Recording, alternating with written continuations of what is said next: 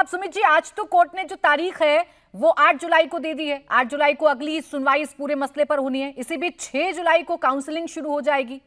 ये जो डेट्स आप लोगों को मिल रही हैं और जिस तरीके से अभी जांच चल रही है इस पूरे मसले में, आप लोग सेटिस्फाइड हैं या अभी कोई कश्मकश चल रही है?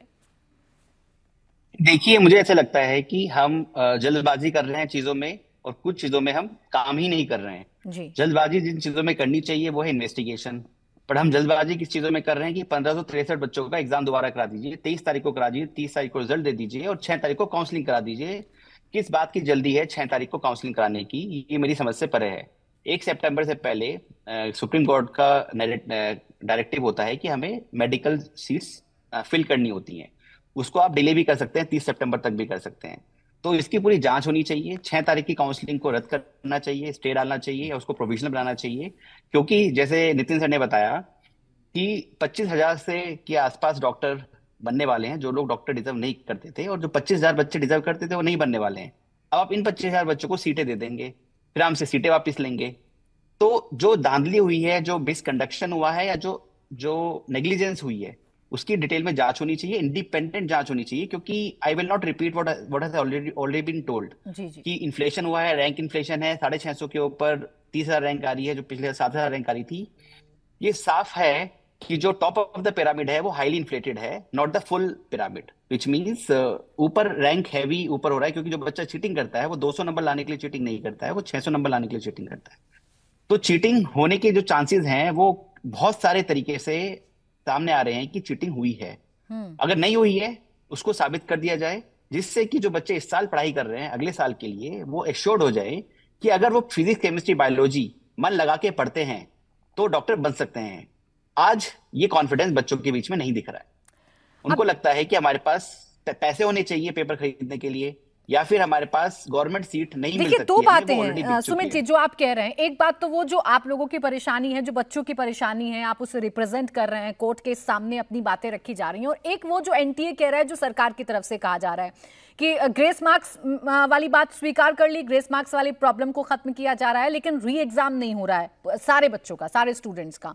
नीट को लेकर किसी प्रकार की कोई धांधली है, एग्जामिनेशन में किसी प्रकार की कोई धांधली है, ये एनटीए की तरफ से नहीं कहा जा रहा है। ये वाली बात जब आप कहते हैं तो इसका कोई आधार, कोई बच्चा आपसे मिलकर कोई शिकायत कर रहा है, कोई जानकारी आप लोगों को दे रहा है कि भाई ऐसे ऐसे ऐसे ऐसे हुआ है, या ये डर है हमारे मन के भीतर? इतने सारे बच्चे आए हैं, इतने सारे प्राची जी बच्चे हैं हमारे पास जो बोलते हैं कि हमारे एग्जाम में डिले हुआ है, 5 मिनट का हुआ है, 10 मिनट का हुआ है, बट हम हाई कोर्ट के पास 2 दिन में नहीं गए क्योंकि 2 दिन की विंडो ओपन की गई थी। अगर बच्चों से पूछा जाए कि आप बताइए पूरे 4,750 सेंटर्स के अंदर आपके साथ कुछ गलत हुआ है, पेपर गलत मिला है, हमने पूछा ही नहीं उन लोगों से।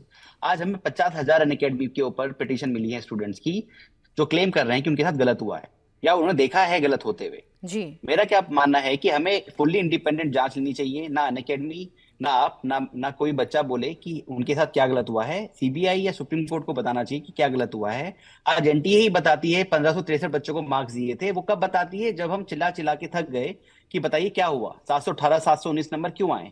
उन्होंने खुद से आकर तो हमें नहीं बताया कि ग्रेस अप मार्क्स मिले हैं। अगर इतनी ओपन ऑर्गेनाइजेशन होती तो क्यों नहीं बता रही है बच्चों को? 24 लाख बच्चे हैं, 24 लाख के साथ आपकी पूरी फैमिली, पूरे परिवार, पूरा समाज जुड़ा होता है। हम 24 लाख बच्चों की प्रॉब्लम की बात नहीं कर रहे हैं, हम पूरे देश के भविष्य की बात कर रहे हैं। और एनडीए इतना कैजुअली अगर इसको लेगी तो ये इससे नीट की प्रतिष्ठा पे बहुत बड़ा क्वेश्चन मार्क लग जाता है। बिल्कुल, और बच्चों के जहन में वाकई में ये सवाल आएगा कि भाई हम जो तैयारी कर रहे हैं वो तैयारी हमारी सही दिशा में जा रही है कि नहीं जा रही है। पढ़ने से मार्क्स हासिल होंगे या धांधली से जो मार्क्स हैं वो हासिल हो जाएंगे। अब अमिताभ जी, कोर्ट पर पूरा का पूरा ये जो सिनेरियो है वो डिपेंड करता है, कोर्ट के अंदर सुनवाई चल रही है, लेकिन कश्मकश ये है, बच्चों की जो आप कह सकते हैं शिकायत या बच्चों की जो दुविधा समस्या वो ये है कि 8 जुलाई को पता चलेगा कि कोर्ट का क्या रुख है, 6 जुलाई को काउंसिलिंग हो जाएगी, फैसला बाद में अगर आता है तो फिर क्या होगा काउंसलिंग का, बच्चों का क्या होगा? बड़ा ठगा सा महसूस कर रहे हैं बच्चे।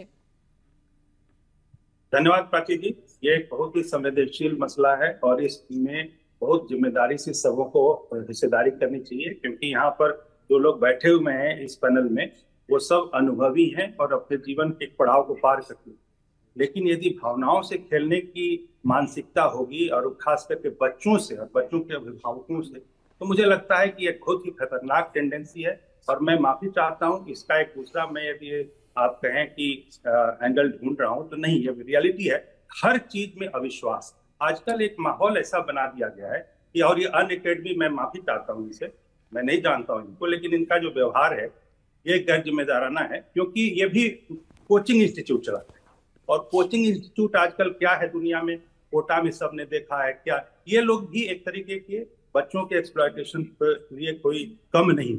मैं अब विषय पे आता, देखिए जस्टिस नाथ और जस्टिस मेहता के सुप्रीम कोर्ट के डिवीजन बेंच ने इस पे एक फैसला दे दिया। उस फैसले को नहीं मानने की मानसिकता ये अराजक मानसिकता है, ये अनार्किस्ट मानसिकता है। और मैं यही बात कहना चाहता हूँ कि जब सुप्रीम कोर्ट, तो अभी आज के डेट में एक सैक्रोसेंट मानना चाहिए ना किसी को। आप सरकार को नहीं माने, आप सिस्टम को नहीं माने, एनटीए को तो मैं मानता ही नहीं हूं कि किसी खेत की मूलियां इन लोगों के सामने। लेकिन यदि सुप्रीम कोर्ट ने कोई फैसला दिया, डिवीजन बेंच ने दिया, जस्टिस नाथ और जस्टिस मेहता बहुत ही, और कोई भी जज, मैं उनके बारे में नहीं कहता हूं कि वो लर्नेड हैं, सारे जजेस सुप्रीम कोर्ट के में एक रिप्रेजेंट करते हैं एक व्यवस्था, वहां पर यदि एक फैसला हुआ है उसको भी नहीं मानेंगे। ये एक जो मानसिकता है ना, ये खतरनाक मानसिकता।